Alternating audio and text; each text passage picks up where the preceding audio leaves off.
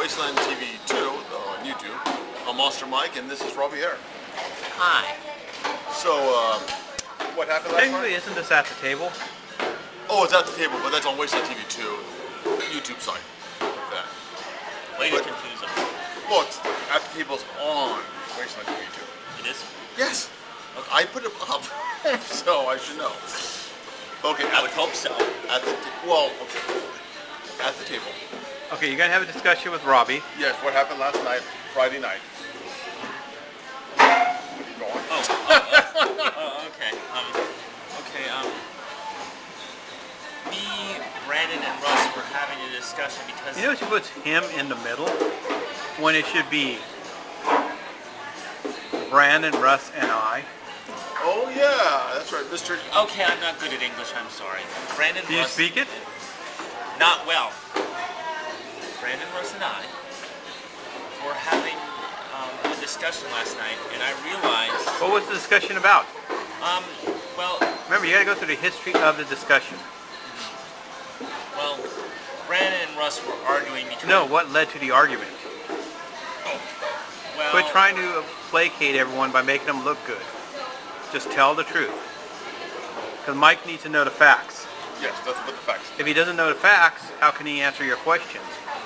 Or even listen to your story? Okay. You gotta crucify people, sorry. If it's good for Jesus, it's good for you. You're like Pontius Pilate here. And ain't even Easter. God damn it, Russ. Okay, Brandon didn't want to come out on Sunday to Dungeon Master our game with me, Katie, and Russ. What is the game? We're kind of doing a kind of Last Airbender-like game. A system that's basically designed after shows like Avatar: The Last Airbender.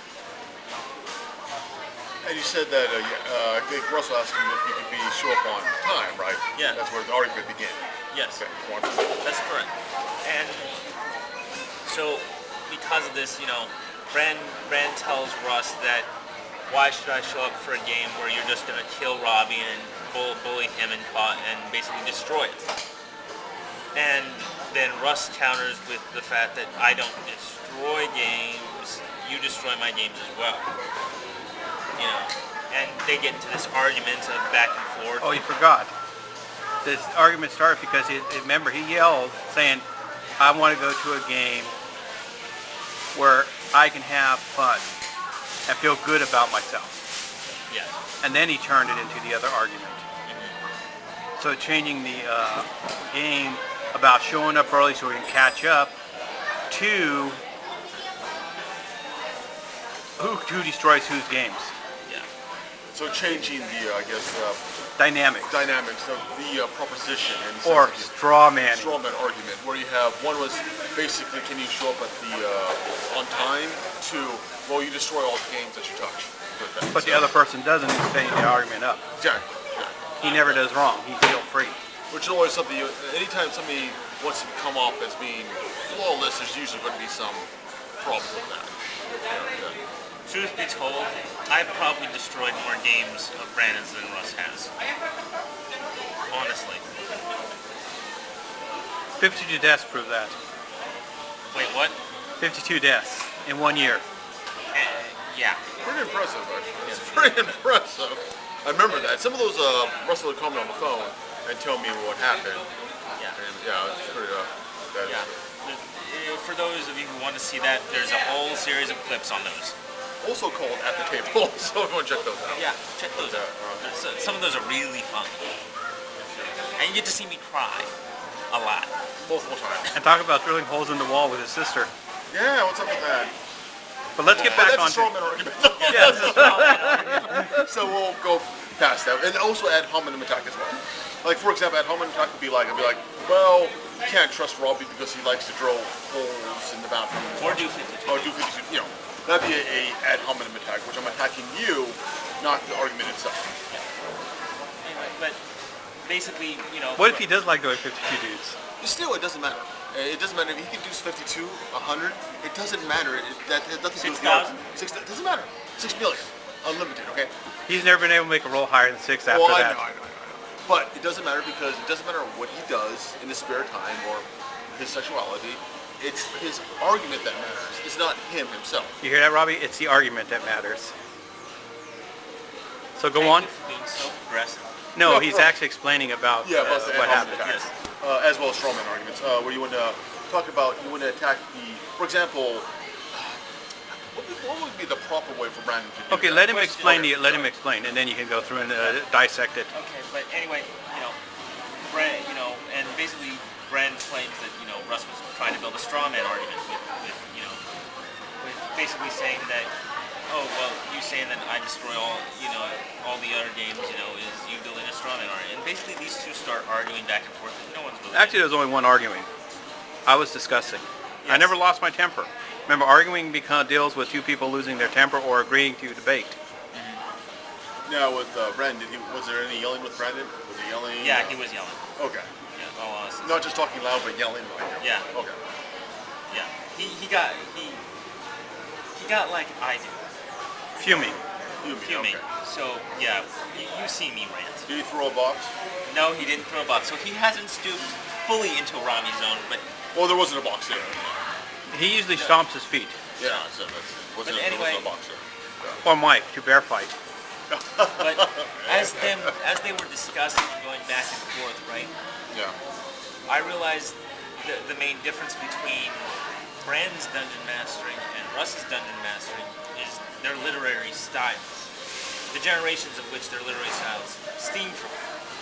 Brand's is video games and Russ's is old literature like Tolkien and Dragonlance and all that.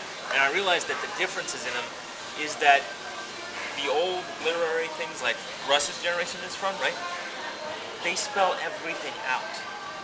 That's why Russ has to have everything step by step done out. As in lots of detail.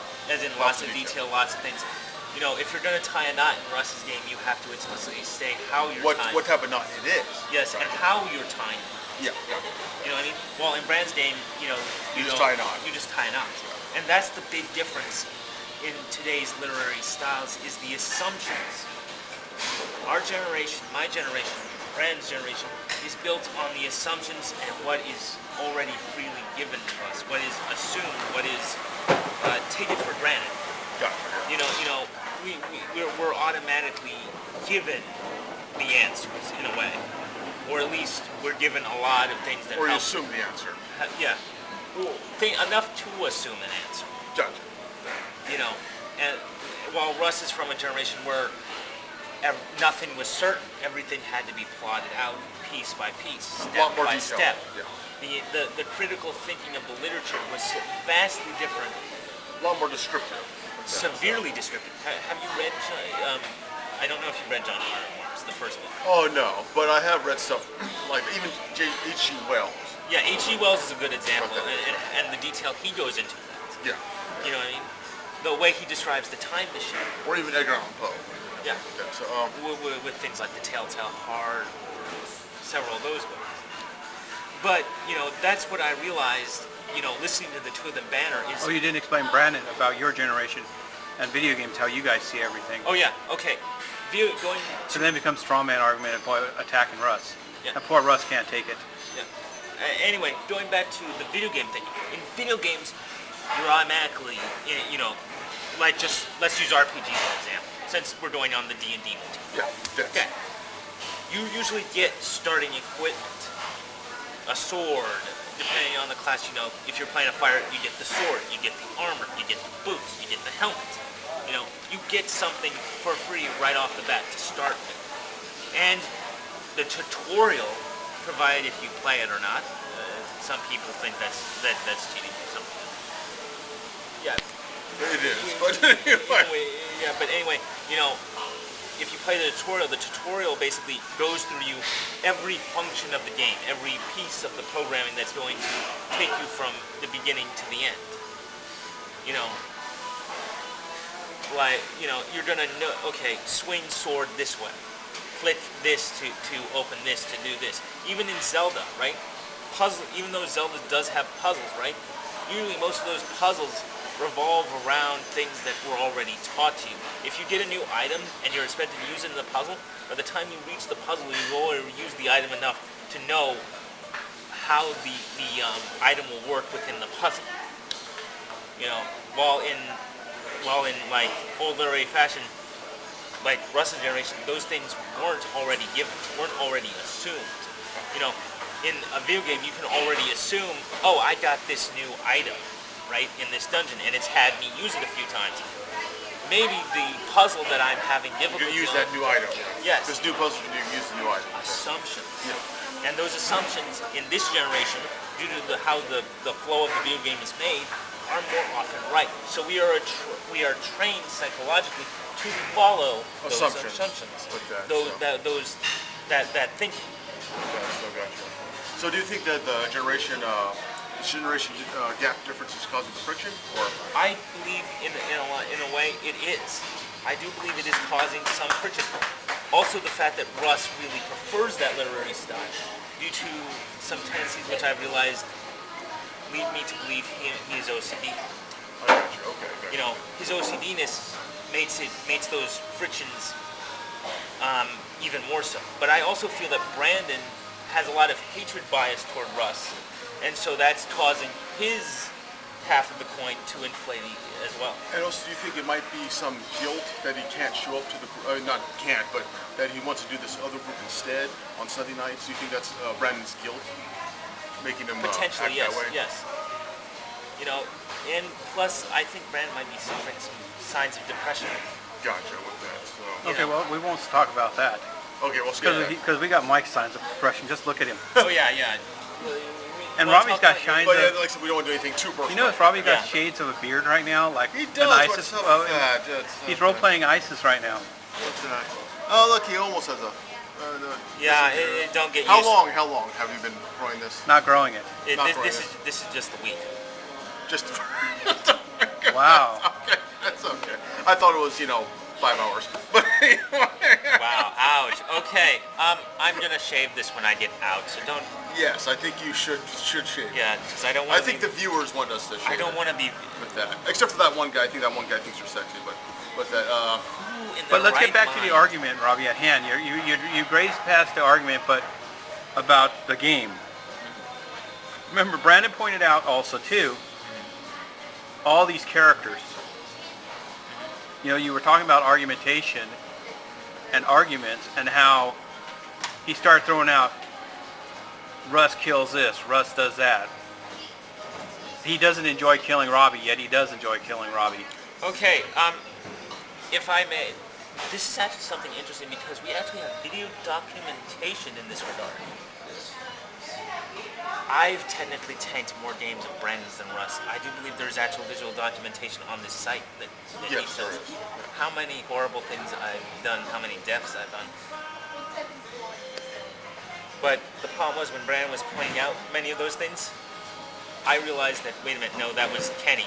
And He was cherry picking. Or that was Richard. Which is another fallacy. That's right. When you're just choosing certain facts and ignoring other facts to prove your point. Instead of looking at both sides, you're only looking at one side, as well as just like, well, I'm going to choose this factoid and this factoid, but these other facts I'm going to ignore. For example, saying that Russell likes killing Robbie, well, who doesn't? But at the same time, he kills you in your stories. Ignoring that Brandon and then Brandon's look like me likes to kill you in the stories too.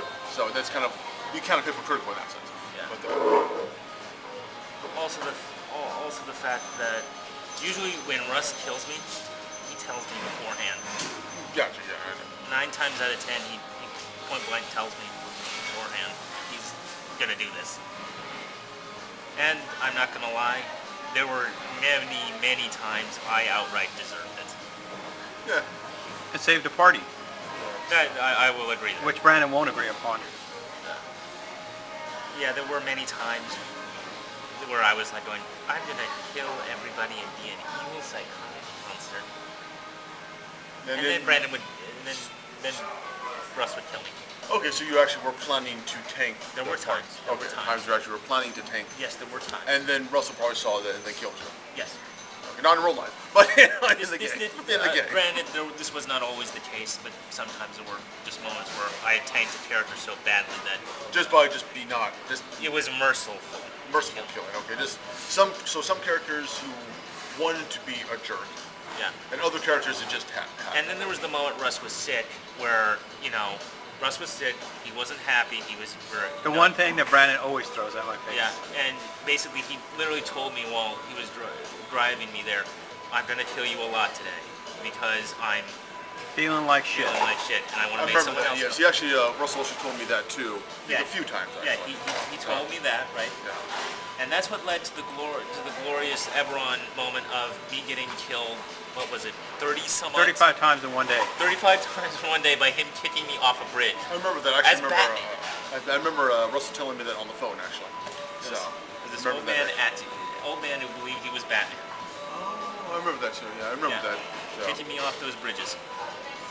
And you see Brandon's face when you said, I knew it was going to happen. He told me.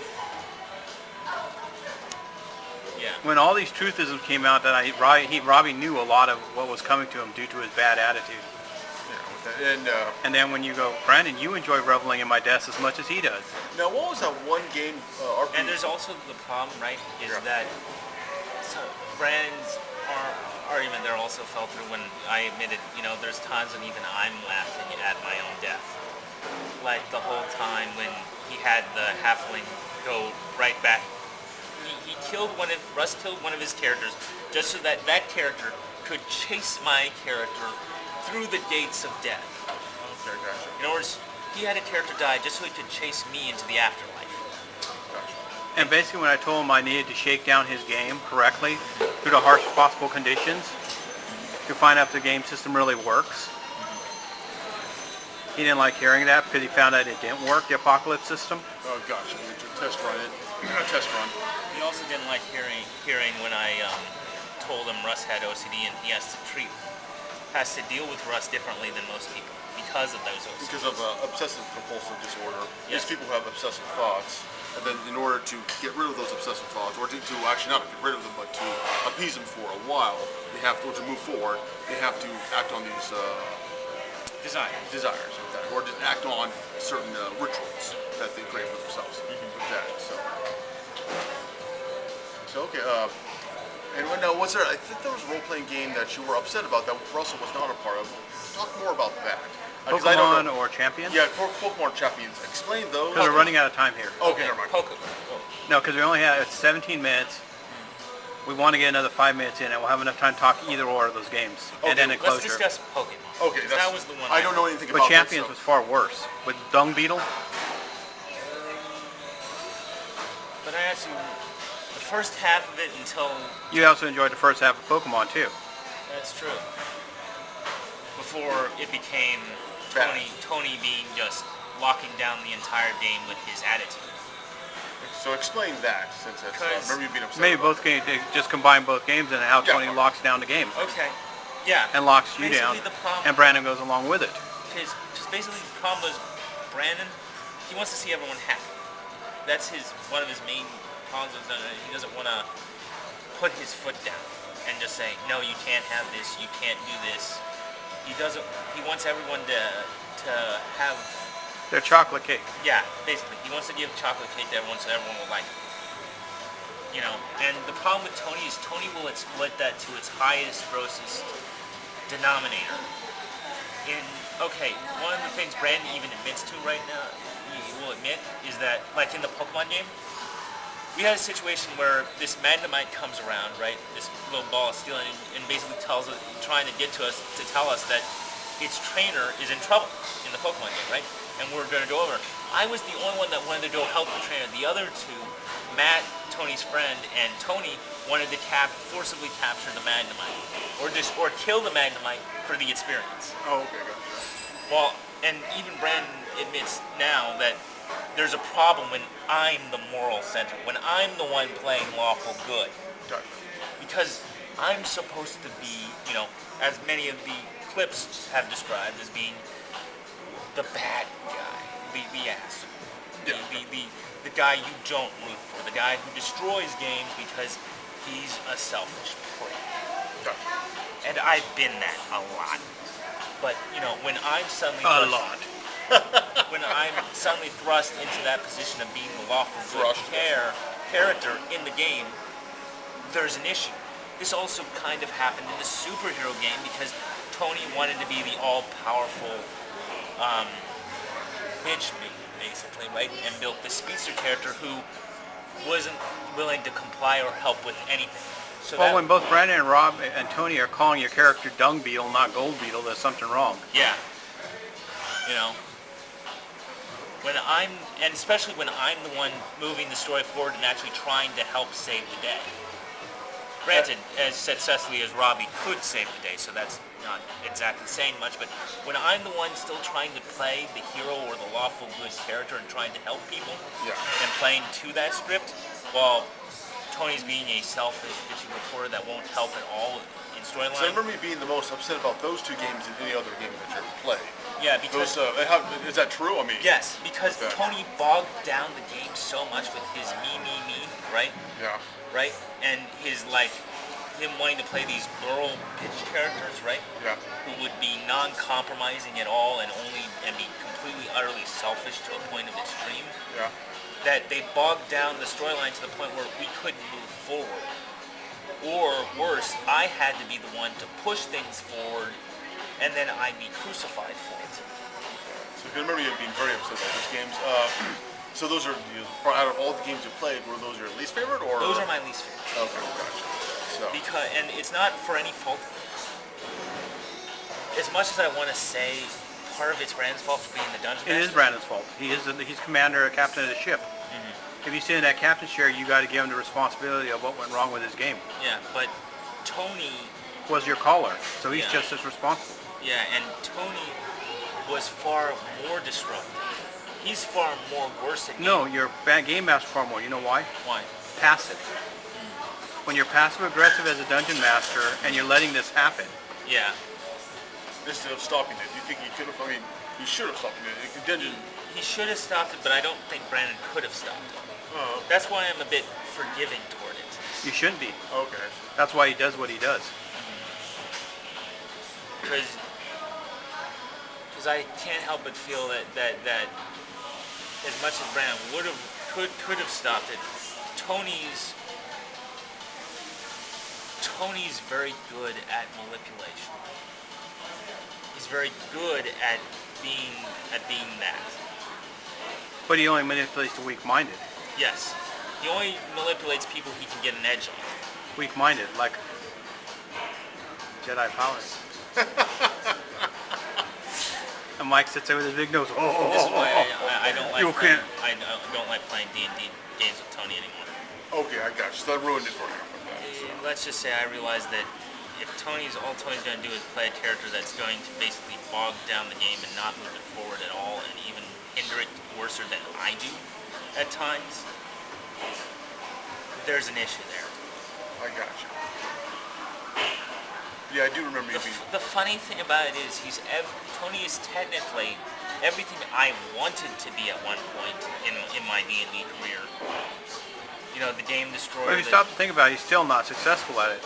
He's not successful at it, but he's technically, in a way, everything I still wanted to be at one point. Better at it than I am. So what about the current game then? What was resolved with that? What do you mean by... Remember, we then moved on to talk about the current game, where he was saying, why should I play? Because you're just going to destroy the game with your evil character. Yeah. Well, the realization I realized is I'm not very good at being the leader. I don't like being the leader. I don't like this thing, so I think I'm better... I don't like being the savior, Robbie. Yeah, I know. You ever stop thinking about that? That I'm the savior of every game? Yeah. Part of me just wants to be the sidekick. I don't want to have to make these decisions because I'm uncomfortable and I don't wind up enjoying making decisions 9 times out of 10. I'm not intelligent enough or wise enough to know how to do it correctly. And so then... How did Brandon take that? He agreed with it, I thought. He agreed to it, but under duress. Yeah. Because the whole thing is, I don't think I'm smart enough... Or you just don't have the experience. No, I don't. Yeah. I don't. Yeah. Gold Beetle and my Pokemon character taught me that. What his group taught you that, and his tactics.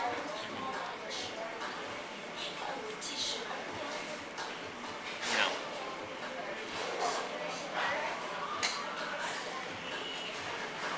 It's like someone died. So we'll stop right there. Yeah, we better stop with that. So that's you know, he's kind of crying here. well, I think he's thinking more about it. You know, this is going in his mind, stuff like that. So he's trying to think what went wrong, or trying to learn. So what do you think went wrong? Not sure. I mean, I don't know. I mean, I always thought, because I don't play role-playing games, so I can't really say. But I thought it was always about having a story and then kind of going in a group, trying to as a group live a story, right? I mean, what is role-playing games? To me, Yes, to you. Or just in Group general? problem solving. well, for a long time it was I didn't really care for a long time. So mostly it was just something to go dick around with you guys with. Okay. I'll be honest with you, it was just dicking around at one point. But now I'm kind of like, I want to do something that actually sort of matters, but I'm also afraid of jumping off the diet more naturally because Well, that's no, everybody. yeah, but I'm also I know now that I don't feel comfortable in those leadership positions. Okay. Just a lack of experience. I mean, you never really gotten out much, and so it's kind of, you never really got those experience too. And I also think those things hindered me in game 2. Oh yeah, it was. And so.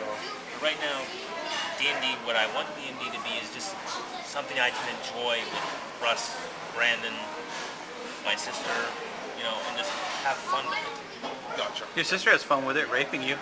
Oh yes, she does. She's done it twice already. Yes, she's carrying on the proud hair tradition. Oh.